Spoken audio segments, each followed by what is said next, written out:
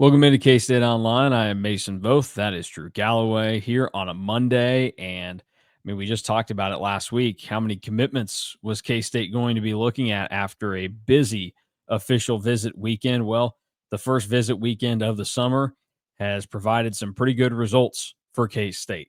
They were able to lock down Brandon Ford, who was the first commitment of the class, but he made his visit and he said, "Yep, that just reaffirmed what I'm doing," and he shut down his recruitment. So Brandon Ford is locked in, good to go for K State. And then after that, there were three commitments that happened. And I don't know how you feel, Drew, but is there a chance that we're looking at more cat signals in the near future for K State because they've come fast and furious over the last 48 hours? Yeah, I think there's a chance for more. I don't know. Timing is always the trickiest part. Like we talk about that a lot, but there's a chance for more, but I just don't know when exactly yet. I think that you might have to wait a little bit for a few guys that were it may happen over the weekend because I think that some are pretty content to kind of see this out and take all of their visits, but this weekend I think went about as well as it possibly could have. Well, From let's, what I've yeah. gathered. Yeah, I mean, the results that we publicly have seen have been pretty good. So I would imagine that behind the scenes, there's probably even better news going on there for the K State staff. We'll start with the person that beat everybody to the punch. He got to be the first commitment of the weekend. This one probably the most, if there was a surprising one out of the three commitments that K State has received recently, this would probably fall in the basket of being the most surprising. Tanner West plays some running back, being recruited as an athlete out of Texas. He holds some offers from some other P4 schools like SMU and Kansas, then some notable G5s like Memphis and San Diego State. So, what's the lowdown on Tanner West? Yeah, so Tanner West, you kind of hit it on the head. He does a little bit of everything. He plays running back, he plays receiver for his high school, goes to one of the top high schools in the state of Texas for not just high school football, but also recruiting. Like you look at their roster, he is going to be, I think, if you go off of last year's roster, he's the third Power Four commitment just at his own position. So Katie is loaded. He was somebody that I didn't really know a ton about coming in. Like I knew that K State really liked him, offered him in February, brought him back for a visit in April, and really pushed to make an official visit happen this past weekend. But didn't really know a whole lot after that, or besides that. Doing a little bit of digging, talking to just people kind of all around. The one thing they hear about West is that he has a really high football IQ, can play running back or receiver.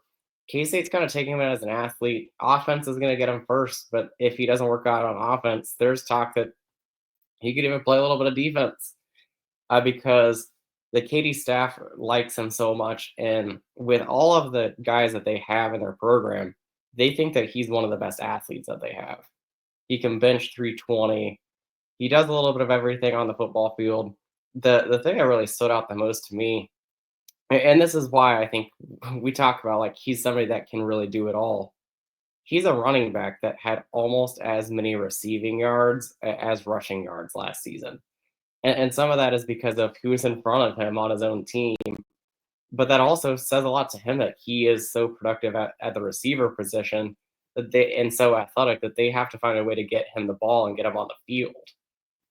It's just it feels like another one of those recruitments that has become kind of the norm for K State over the last couple of seasons, where you've got a really good athlete, high praise from his coaches, plays for a talented team. The offers that he holds, it's not just other Power Four schools, but there were some Ivy League offers in there as well. You talk about, well, he's doing running back and wide receiver right now, but K State seems to trust the talent enough that if it doesn't work out there, they still think that he can be a great defender for him. It seems like the possibilities are endless with Tanner West, and it makes sense why K State would be willing to grab an athlete like that at this point in time because you bring a guy like this in, you feel like your chances of failing are lesser because there are so many options, and so that's why I think it's a very low risk addition for K State from that perspective. Yeah, I think that he's somebody that has a really, really high floor because he's so smart, football and off the field, that he's somebody that can come in and will just put his head down and go to work, and that's all that he really wants to do is just play football. So the other thing with this is, we've talked about how many running backs there are. It's sounding more and more like K-State is going to take two running backs, and this was the case even before taking West, but now after you take West, you're still not really sure what position he might end up being. A second running back will be needed. So they're probably going to take two now, which is interesting and exciting because there's a lot of talented running backs still left on K State's recruiting board. Yeah, it's a position that we know that K State's been all over this recruiting cycle. Another position that K State has been all over this recruiting cycle because they just keep stockpiling more of them as offensive line, and they added another one to the class. After Tanner West jumped in, Keegan Collins from Amarillo, Texas. We talked about him last week, and you told all the people putting in predictions to Texas Tech not so fast on this one. And sure enough, K State on the official visit gets the job done with Keegan Collins. Yeah, I think that all those predictions really were people jumping the shark just because he's from Amarillo. Texas Tech really wanted him. But if you go back further, it seems like K State had been out in front even since before he had an offer from K State. He really enjoyed his time at a camp at K State last summer and really bonding with the K State coaches from then. And then the offer comes. Brian LePack gets a good relationship with him and it just takes off. And I think that K State was out front for a long, long, long time for Keegan Collins. Uh, Also, it's just funny, and this is just an aside.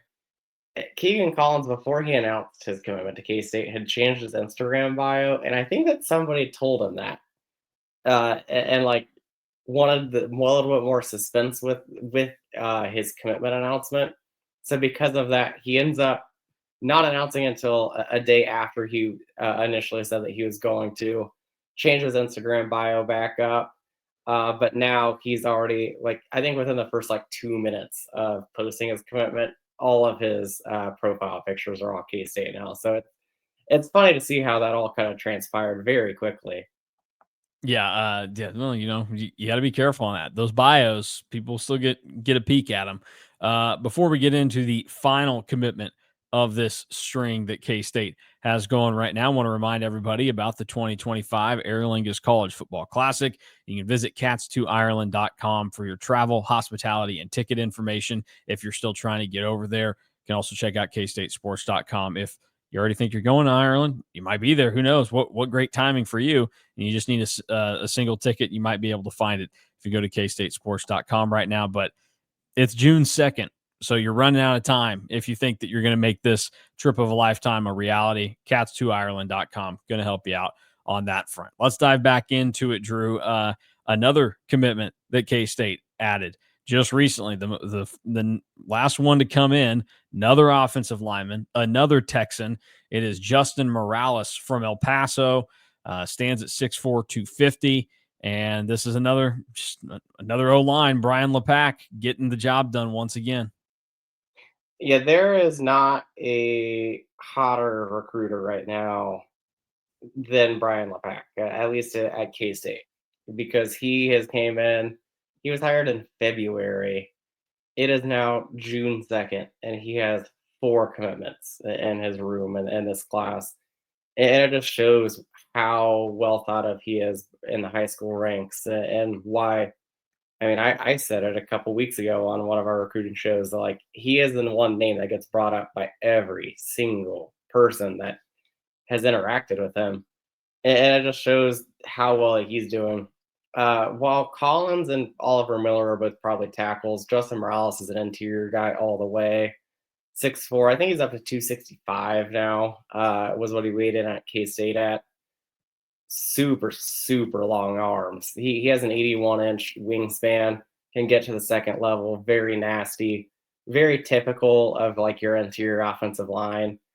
And you really look at this offensive line class, and it's not quite where 2024 was yet, but man, is it close. And I think that there is maybe room for potentially one more. It might just be Noah Best. We'll see kind of where that all transpires because that's a fascinating part of this. Is it's not like K State was lacking on offensive line names either, but now they've gone 4 for 4 on a lot of their on most of their top targets. And I do know that Morales was liked well enough that I think that he would have had a spot no matter what. But he really, really liked K State staff.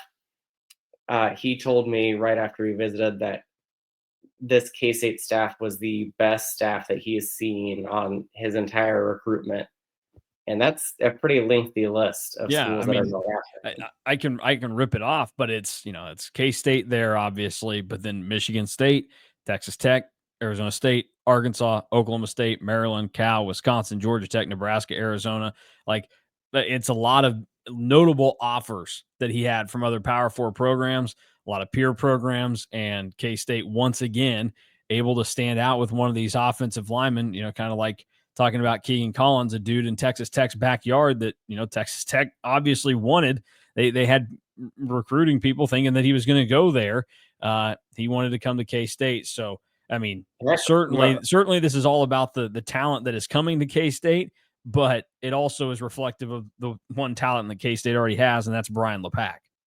Oh yeah, and you talked about it with Collins being from Amarillo. It's not like El Paso is that far away from Lubbock Yeah, I either. mean, And K State goes and gets another West Texas offensive lineman. And this is I think Collins is a big win. Morales might be a bigger recruiting win because he was really starting to explode on the recruiting trail to the point where he had, I think, 7 or 8 official visits lined up and ends up just taking the official visit to K State and just wanted to go there and shut it down right after. Uh, real quick, I mean, in terms of Power 4 institutions, it is probably the closest. You want to take a guess how long of a drive it is from Lubbock to El Paso? I'm gonna say probably like 5 or 6 hours. That right on the money. 5.5 hours. 7 hours if you want to take a bus ride. El Paso is just kind of in the middle of nowhere. That's the only thing I know about El Paso, to be completely honest. Yeah, it's out there by itself. Not It's a whole lot going on there. uh we can do a little bit of research here. Is Arizona or Arizona State, are they closer to El Paso Oh, than Texas you know Tech what? is? They might be. I think Arizona might be, yeah, 4.5 hours. So yep, they would be. Arizona State would be like 6.5 from there because I think it's like 2 hours from Tempe to Tucson. So yeah, there you go. Arizona is the closest. How about that? That was a great call on your part. That's some geography knowledge based Yeah, on. that is actually 100% college sport or that college football video game knowledge. I've done a lot of like rebuilds with UTEP because I really like the Sun Bowl and the stadium there. And I would almost exclusively recruit Arizona because it was actually like geographically closer than a lot of Perfect. Texas. It makes total sense. All right, there you have it. There are now 3 more commitments in the class for K-State. If you go and look at what they have overall, it sits now with K-State at 7 commitments. Actually, yeah, 7 commitments is the number at this point, and a lot of offensive linemen. Defense starting to add some names, and then Tanner West, he can pretty much just do about whatever they need him to. So, going to be a fascinating recruiting group for K-State this year. More certainly to come. More official visits on the way later this month. We'll talk about the rest of the recruiting outlook coming up this Thursday in our recruiting update, but that'll be it for now. So, for Drew Galloway, I'm Mason Foth. Thanks for watching and listening to the KSO Show.